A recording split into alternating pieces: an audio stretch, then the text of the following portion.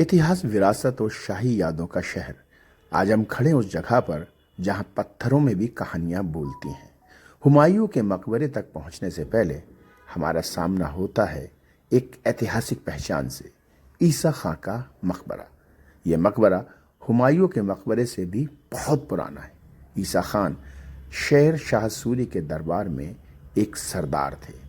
इस मकबरे की 8 कोण वाली बनावट और इसकी सादगी हमें लोधी और शुरुआती मुगल बादशाहों की वास्तुकला की झलक दिखाती है। आप जो ये वास्तुकला देख रहे हैं, ये अपने आप में एक कहानी बयां कर रहे हैं, बहुत खूबसूरत है। चलिए अब आपको लेकर चलते हैं मकबरे के अंदर। ये जो बीच में एक आप बड़ी सी कब्र देख रहे हैं, यही कब्र ईसा खां की कब्र है। और आसपास जो कब्रें आपको नज़र आ रही हैं, ये उनके परिवार की, उनके अहले वयाल की कब्रें हैं। आपको मैं ये रूबरू करा रहा हूँ ईसा खां की कब्र से। साथ ही आप जो ये ऊपर डिज़ाइन देख रहे हैं, ये इसमें पीला कलर और महरून कलर से बनाया गया है और ये बहुत ही शानदार है। अगर आप इसको पास से देखेंगे तो इसकी बारीकियां आराम से देख पाएंगे। और इधर इस तरीके के कई झरोखे बने हैं जहाँ से सीधी रोशनी मकबरे के अंदर आती है। अगर मकबरे के बाहर जाएंगे तो आपको दीदार होंगे एक मस्जिद के। ये मस्जिद उसी वक्त की तामीर की हुई मस्जिद है। और इस मस्जिद के अंदर अगर आप जाएंगे तो आपको ऊंचे ऊंचे ये गेट देखने को मिलेंगे और ये बहुत ही मजबूत और लाल पत्थर से बनी हुई मस्जिद है। इस परिसर में एक और कम जानी पहचानी लेकिन बेहद अहम जगह मौजूद है, अरब की सराय। इसका निर्माण हमीदा बानो बेगम ने करवाया था ताकि मक्का से आए अरबी हाजी यहाँ बैठ सकें।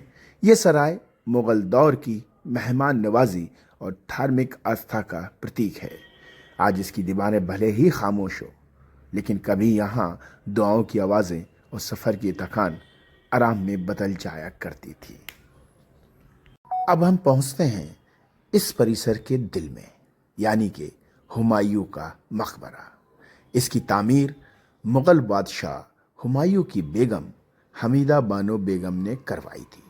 ये भारत का पहला ऐसा मकबरा है जिसे पर्सियन चारबाग शैली में बनाया गया।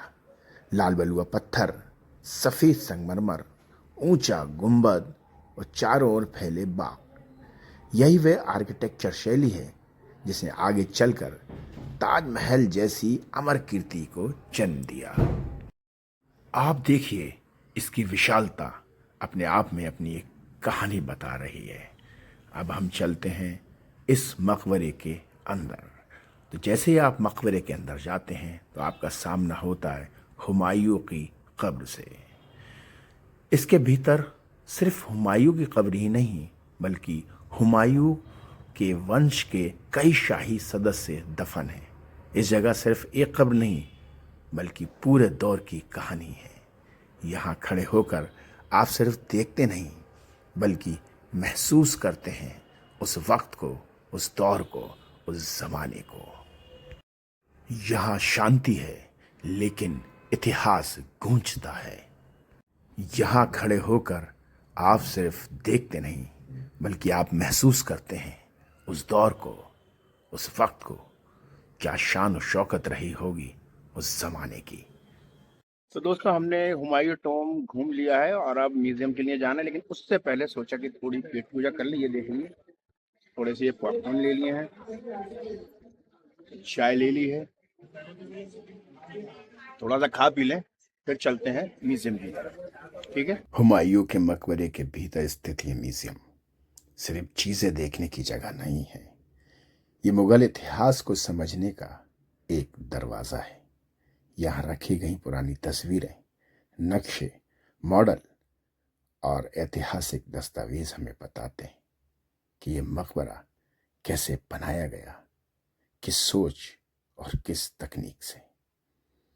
म्यूजियम में 4 बाग शैली का विस्तृत मॉडल है जो दिखाता है कि मुगल दौर में प्राकृतिक और वास्तुकला एक दूसरे के पूरक थे। यहाँ आपको मुगल वंश की समय रेखा भी मिलती है जो हुमायूं से लेकर आगे आने वाले शासकों तक की कहानी एक नज़र में बयां कर देती है। ये म्यूजियम हमें ये भी बताता है कि समय के साथ साथ इस धरोहर को कैसे नुकसान पहुंचाया और फिर इसे कैसे दोबारा संवारा गया। संरक्षण की ये कहानी हमें याद दिलाती है कि इतिहास सिर्फ बनाया नहीं जाता, उसे संभाला भी जाता है। इस म्यूजियम से बाहर निकलते हुए हम सिर्फ जानकारी लेकर नहीं जाते, हम लेकर जाते हैं एक एहसास कि ये जगह आज भी जिंदा है। ये पत्थरों का शहर नहीं, ये यादों की दुनिया है।